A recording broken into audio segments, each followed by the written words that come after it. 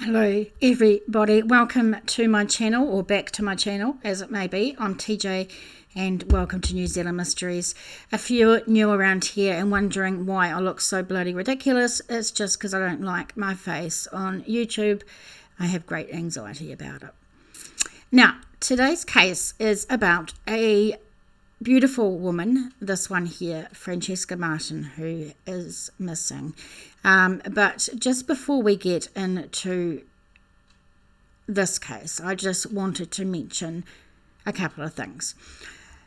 I have found that trying to find out missing people in New Zealand is so extremely hard. It really is. There is no database, apart from the 20 or so that are on the police website.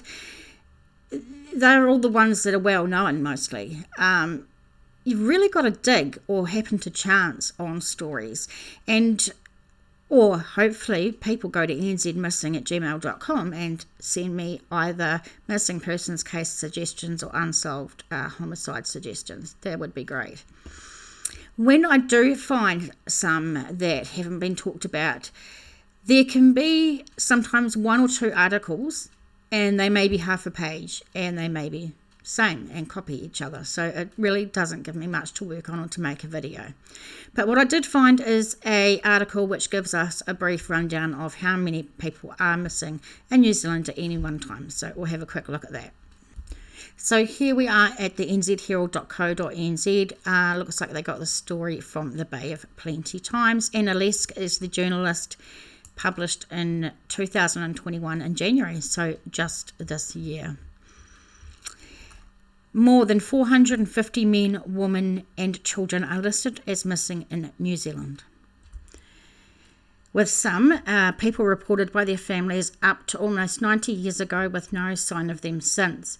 In the past 5 years, more than 66,000 New Zealanders have been reported missing, and while most are found within a few days, some have simply vanished. From 2015 to November 17, 2020, police received 66,442 missing person reports. Of those, 66,329 were located. Figures obtained under the Official Information Act revealed. The rest remain on an elusive missing person list, elusive, I told you, which stretches back to 1932. In 2020 alone, there were 8,303 people reported missing to police, and while most have been located, there are still some whose families and friends are still searching and desperate for information, sightings and answers. There was actually a reporter, I can't remember, I've seen it on Facebook or something like a few weeks ago, who was trying to find cases to make a sort of missing person database or list, because there aren't any, apart from those 20 or so that the police put on the website. We just have to go and try and find them ourselves kind of thing, or hope that family members go to the media wanting to find their loved ones. So really, really difficult.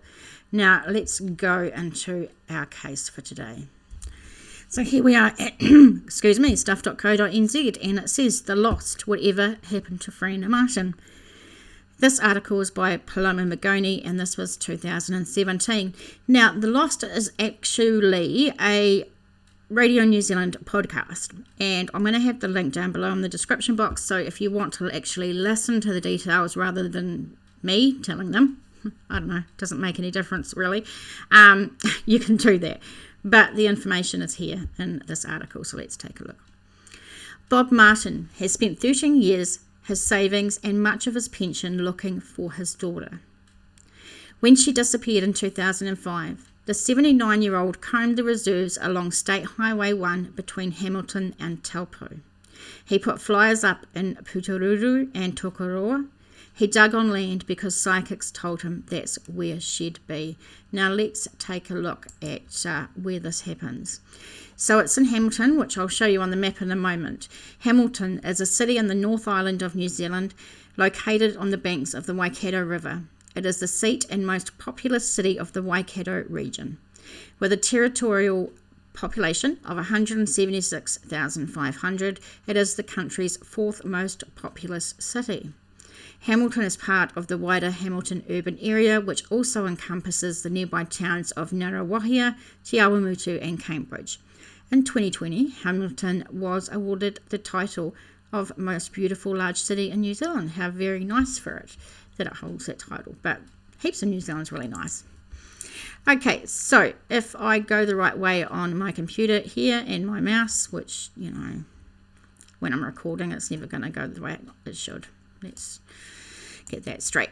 This is the North Island of New Zealand, and this is where Hamilton is. Auckland up here is the biggest city, and this is Hamilton, and this is Waireki, which we're going to talk about shortly.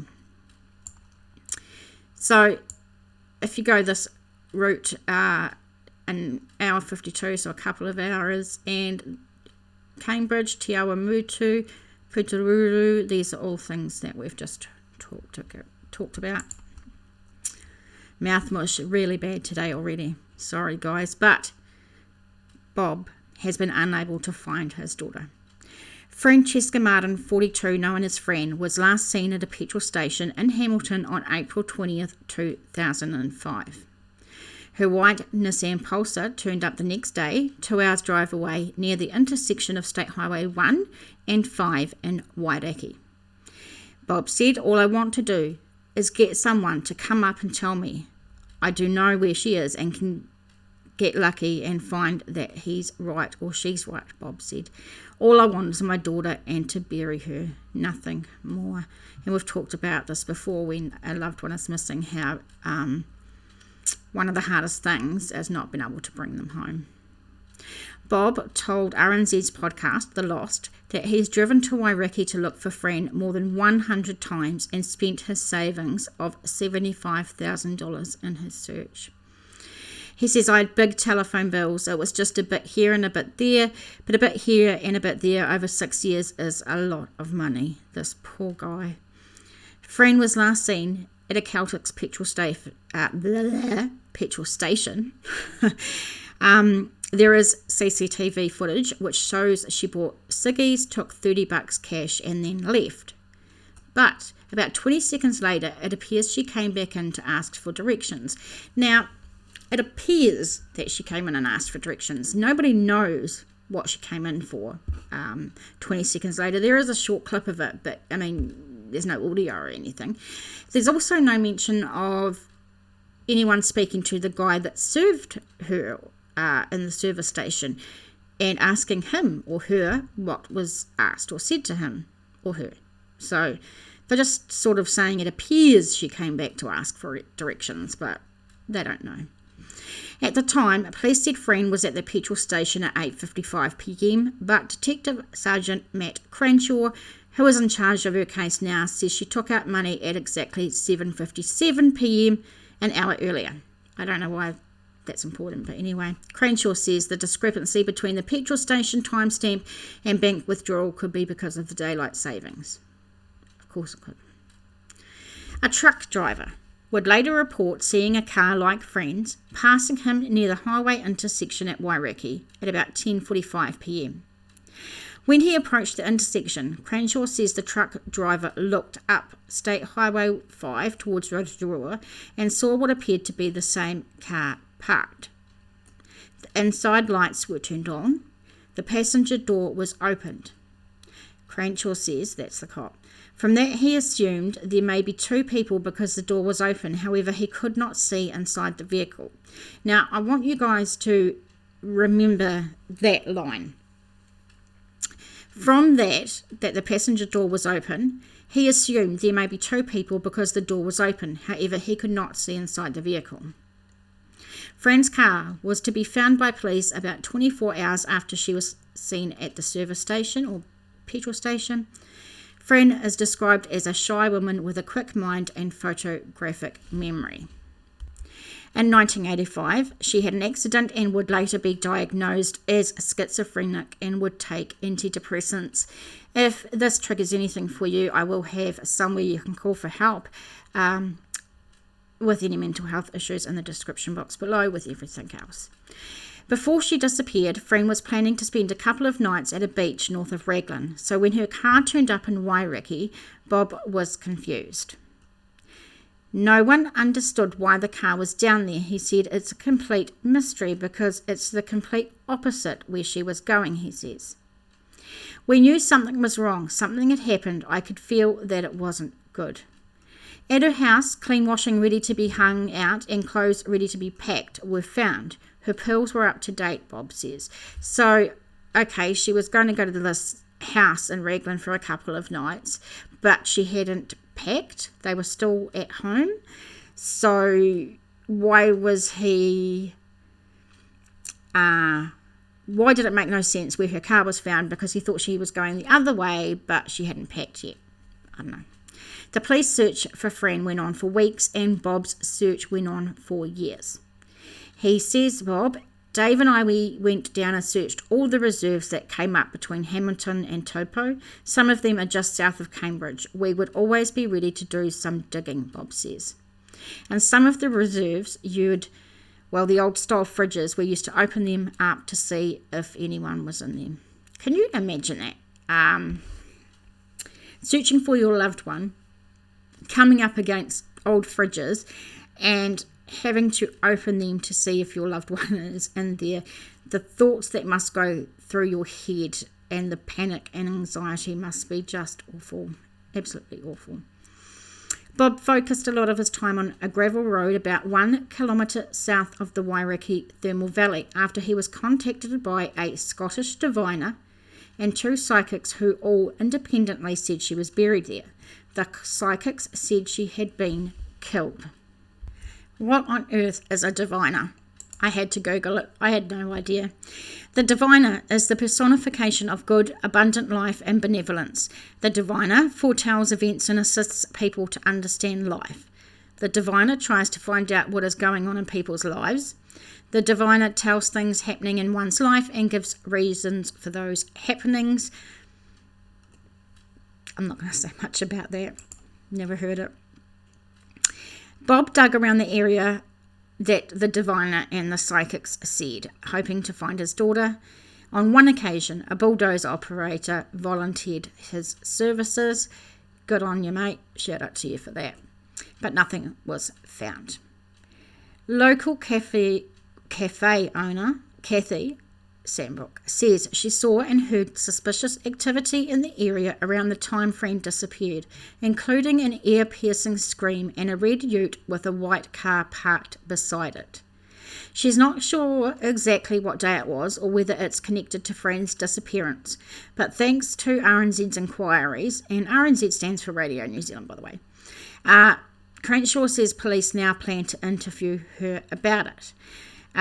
My only question there is if she heard in a suspicious activity, an ear-piercing scream, why didn't she call police? I don't know. Do not know. Fran's disappearance is still being treated as a missing person case and the police are keeping an open mind, Crenshaw says. He says we've got no information at this point in time that would suggest something sinister had occurred to her. Not to say that it hasn't, just that we haven't got the information to say categorically that there's more than her going missing.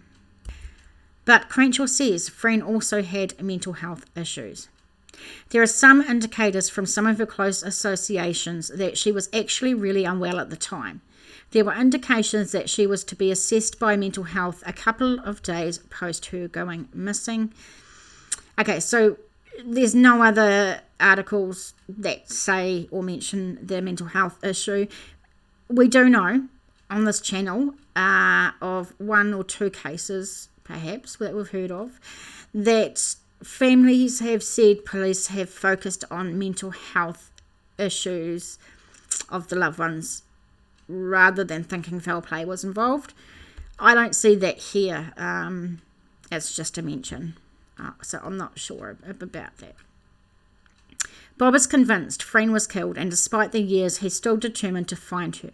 He runs every morning to stay fit, he says, but petrol has become too dear. He can no longer drive south to dig. He says, I still get my days when I'm sitting here and I think about certain things and have tears running because they are happy tears too, because I think of the good times. You know, I'm glad I've got glasses on so you don't see my eyes. I'm really feeling for this guy. Just absolutely awful. He says, I just feel that something should have gone right instead of everything going wrong, and it just didn't, he says. It's just the way things go, but I do want to find her. And, this is why I have the channel. This is why you guys support me and do all the good work you do. Liking, sharing, subscribing, donating. All of that helps. We want these loved ones not to be forgotten, and we want their voices heard. Before we move on to the next article, if you have any information about the cases I cover, please call Crimestoppers 0800 555 111. You can call 105 or go to your local police station. If you have any cases, suggestions, nzmissing@gmail.com, especially missing person cases, because like we said, those are just hard to find. So any help is really appreciated. Come and see us on Facebook. Our Facebook team is amazing. They are so supportive. They share these videos to as many people as they can. We get them seen by hundreds of people with donations to help. Real supportive, great team, and I can't thank them enough. I want to give a personal shout out this time to Kaya, Rose and Dale, who have donated. Thank you so much, because it really is appreciated. If you want to donate, buymeacoffee.com/NZ Mysteries. There's another couple of ways you can do that, and they'll all be in the description box below, along with all this other information. Bit of mush mouth there. Like this video, please. Subscribe to the channel. Hit the notification bell all so you can get updates or new videos, and share this out when you can. Thank you to everybody. Whatever you do to support the channel in whatever way, it is much appreciated that I'm not alone to fight this fight. Now, let's get on to this last article. So this is from the Rotorua Daily Post and then New Zealand Herald.co.nz. Police keen to put Fran's case to arrest. So Fran left her home and drove to the Caltex service station on Naylor Street to buy ciggies, but was never seen again. We know this. Her car was found abandoned the following evening at Wairakei, north of Taupo. A truck driver said he saw two people in the car, which was parked on State Highway 1 near the intersection with State Highway 5 near Wairakei. Remember, in the last article, I said to remember a sentence. So this is why. Only 2 articles that I could find about Fran's disappearance, and there's totally 2 different stories from this truck driver. From what I can tell, I'm pretty sure in the first article, the truck driver said that he assumed there was 2 people in the car because the passenger door was open, but he could not see in the car. And here, he is saying that he saw 2 people in the car. So, which was it? Is this the same truck driver, or is this a different truck driver? I don't know. But how can you muck this up with only 2 articles and they're both different? I don't know. In the weeks following Miss Martin's disappearance, Taupo police scoured the area where her car was found. Neither ground nor air searches came up with any trace of her. Detective Sergeant David Beattie of the Taupo CIB said at the time police believed the car was only used as transport. They left the keys on the They left the keys on the passenger seat and Fran's wallet in the car, he said. Police offered to overlook charges of unlawfully taking the vehicle if the person came forward and told them where they took the vehicle from, but there was no response. Is it just me, or does it strike anyone else that the type of person that would take a car, if it was only to be used for transport only, like the police believe, would be the type of person that would take Fran's wallet and not leaving it in the passenger seat of her car? I don't know. Let me know what you think in the comments below. So many contradictions. I wish I knew what the actual story was, Police offered to overlook the charges. Move on. Yesterday, Mr. Beattie issued a fresh plea for any information that might help police close the case. He said, while it is highly unlikely that she will be found alive, it is important for the family and police to put this case to rest. There are many unanswered questions, and I believe there is someone out there that does possess vital information and for one reason or another has declined the opportunity to contact police. Miss Martin's disappearance came 16 months after Palmerston North woman June Sowerby went missing near Turingi. That is not a case I've covered, so that's one I'm going to be looking into. She was 58 and disappeared in daylight near the Tongariro Bridge at the northern end of Turingi on Christmas Eve 2003. She was last seen in the car park just north of the bridge between 8 p.m. and 8:30 p.m. She has never been found. Despite the sudden disappearance of both women, police said there were no links between the cases. Right. So, what happened to Fran? I mean, we don't have a lot of information to go on because of the lack of information. You know, there's only a couple of stories or articles done about the story. And then, of course, those two articles are contradicting each other, so it makes things that much harder. Did she have some sort of mental health episode? We don't know. I mean, it's only one source that said it. I've never seen it anywhere else, and Bob surely didn't mention it in his retelling in the article there. Or did something nefarious happen? You know, if there was something nefarious and something bad, there was foul play, happened to Fran, and it was in her car, the person that was in her car, why would they leave the wallet on the passenger seat? Doesn't make sense to me. In the comments below, let me know what you think about this case. This is one that before I looked into it, had never actually heard of. And so very interesting. Thank you so much, guys, for being with me again. I love how you support my channel and you support me. I'm going to see you next time. Hopefully I will find some more cases, and they're out there. I know they're out there. See you later, guys. Thanks so much.